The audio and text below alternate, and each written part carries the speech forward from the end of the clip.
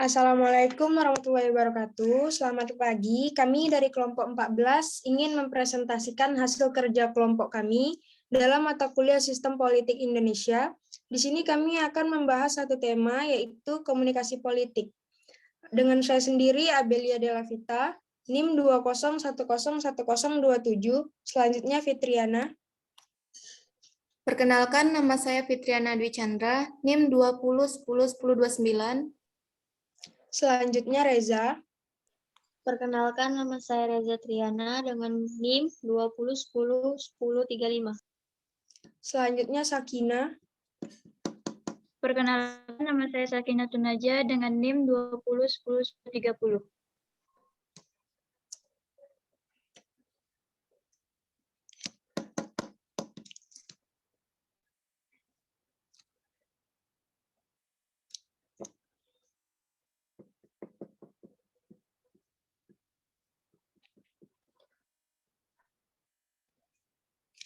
Yang pertama, komunikasi politik. Menurut Meriam Budiarjo, tahun 1982, memahami komunikasi politik sebagai salah satu fungsi partai politik, yaitu menyalurkan beragam pendapat dan aspirasi masyarakat, serta mengaturnya sedemikian rupa untuk diperjuangkan menjadi kebijakan politik. Komunikasi politik dibagi dalam dua dimensi, yaitu kegiatan politik, penyampaian pesan-pesan yang bercirikan politik kepada pihak lain, dan kedua, kegiatan ilmiah, kegiatan politik dalam sistem politik. Komunikasi politik yang dijalankan di Indonesia menggunakan media massa, opini publik, kampanye politik, propaganda politik, public relation politik, negosiasi politik, dan publisitas politik.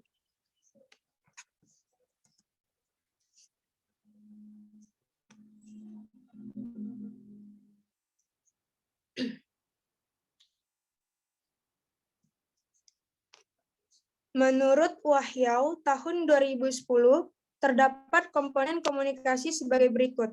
Yang pertama, komunikator adalah orang yang menyampaikan pesan. Komunikator adalah sumber informasi yang menciptakan pesan kepada khalayak dengan menggunakan saluran komunikasi dan media massa.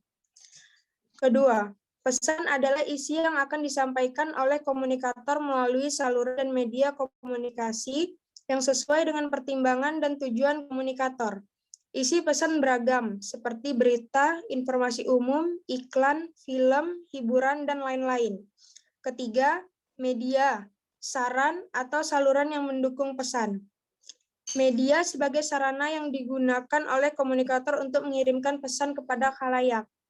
4. Khalayak adalah pihak yang menerima pesan dan menjadi sarana yang dikirimkan oleh komunikator. 5. Efek atau dampak sebagai pengaruh pesan. 6. Umpan balik adalah tindakan yang muncul setelah efek komunikasi berlangsung. Pada khalayak penerima pesan, umpan balik diperlukan untuk mengetahui keberhasilan sebuah pesan. Umpan balik juga dapat diartikan sebagai respon ataupun reaksi.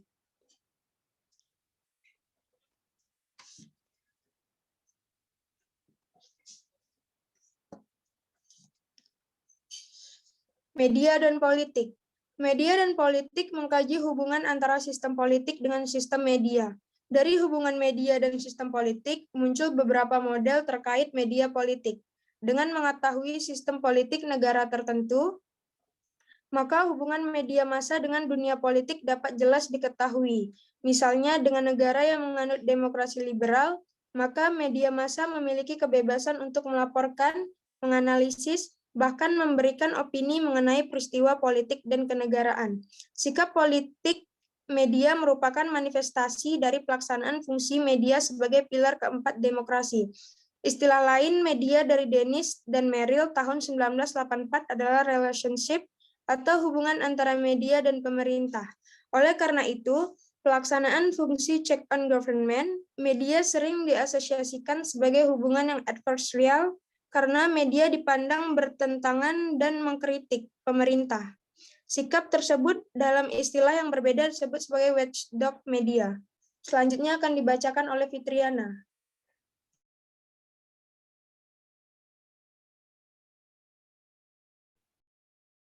Selanjutnya ada peran media massa.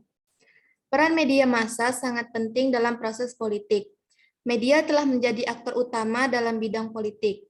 Ia memiliki kemampuan untuk membuat seseorang cemerlang dalam karir politiknya. Media tidak pernah luput sebagai instrumen aktivitasnya. Media selalu ada dan menjadi saluran komunikasi dalam konteks berpolitik. Keberadaan media massa dalam perspektif ilmuwan komunikasi sangat berperan dan efektif dalam membahas dan menyebarkan pesan komunikasi politik. Media massa juga berperan dalam membentuk citra politikus.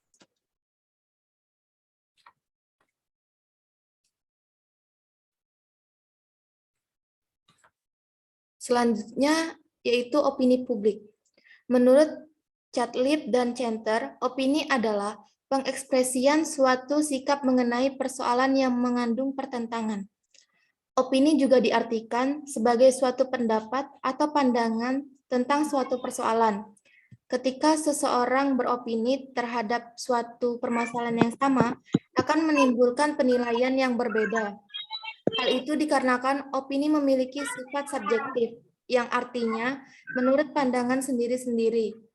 Opini juga memiliki beberapa jenis, antara lain sebagai berikut, yaitu opini individual, opini pribadi, opini mayoritas, opini minoritas, opini massa, dan opini kelompok, dan opini umum.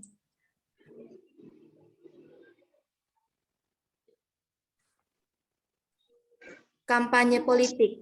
Kampanye adalah kegiatan para peserta pemilu dengan tujuan meyakinkan para pemilih dengan menawarkan visi, misi, dan program peserta pemilihan umum. Ini diatur di dalam Undang-Undang Nomor 1 Tahun 2015. Jenis-jenis kampanye yaitu 1. Debat publik atau debat terbuka antar calon. Yang kedua, ada kegiatan lain yang tidak melanggar peraturan perundang-undangan. Yang ketiga, ada pemasangan alat peraga di tempat umum. Yang keempat, ada penyebaran bahan kampanye kepada umum. Yang kelima, penyebaran melalui media cetak dan media elektronik. Yang keenam, yaitu penyiaran melalui radio dan televisi. Yang ketujuh, ada pertemuan terbatas. Yang ke-8 ada rapat umum. Dan yang ke-9 ada tatap muka dan dialog.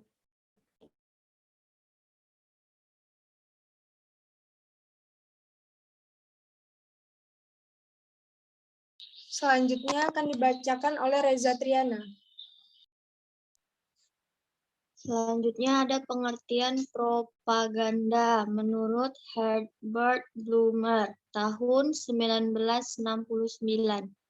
Propaganda dianggap sebagai suatu kampanye politik, yaitu dengan sengaja mengajak dan membimbing untuk memengaruhi, membujuk, atau merayu banyak orang guna menerima suatu pandangan, ideologi, dan nilai.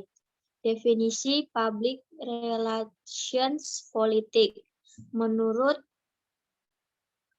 Frohltz dan Rudiger atau Herianto dan Zarkasi tahun 2012, public relations politik sebagai penggunaan saluran-saluran media untuk mengkomunikasikan interpretasi isu-isu politik yang khusus dalam upaya pengumpulan dukungan publik.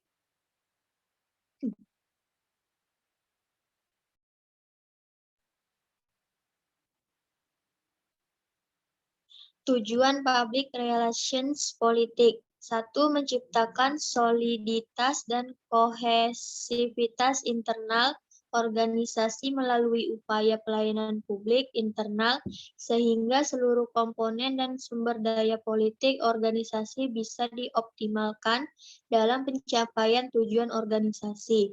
2. Menjembatani hubungan organisasi dengan publik eksternal dalam rangka menumbuhkan kesepahaman dan dukungan atas sejumlah program dan tujuan khusus organisasi.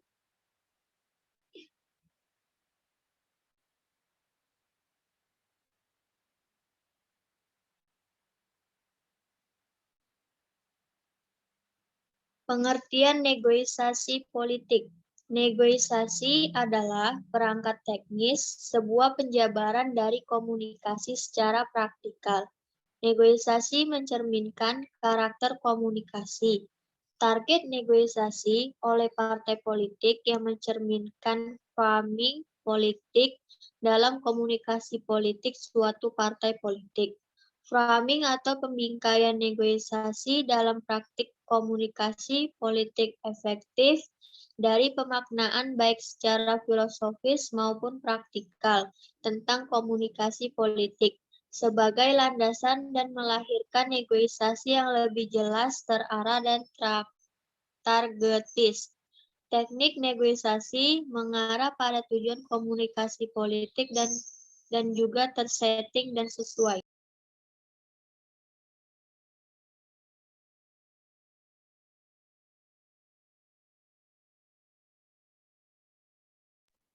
Selanjutnya akan dibacakan oleh Sakina.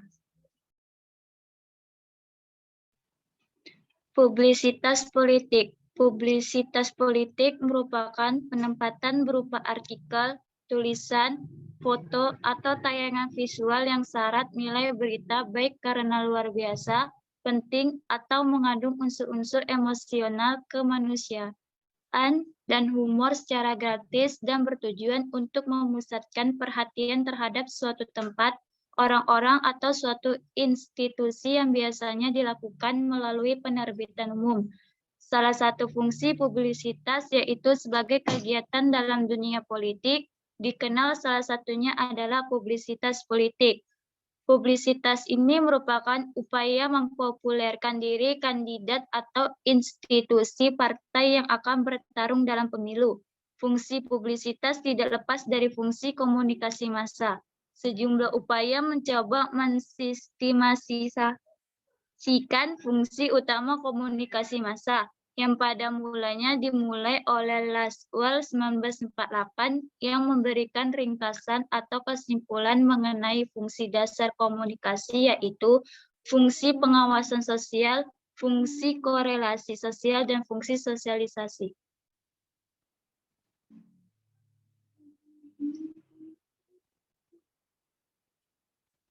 Unsur-unsur publisitas politik yaitu: 1.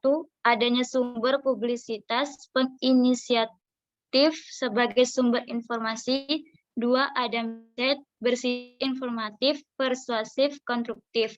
Yang ketiga, deskriptif tentang sesuatu baik orang, event, barang, jasa, aktivitas, dan peran. Yang keempat, ada media seperti ruang lingkup, tempat umum, dan lain sebagainya. Yang kelima, ada manajemen kegiatan atau aktivitas. Yang keenam, ada audiens.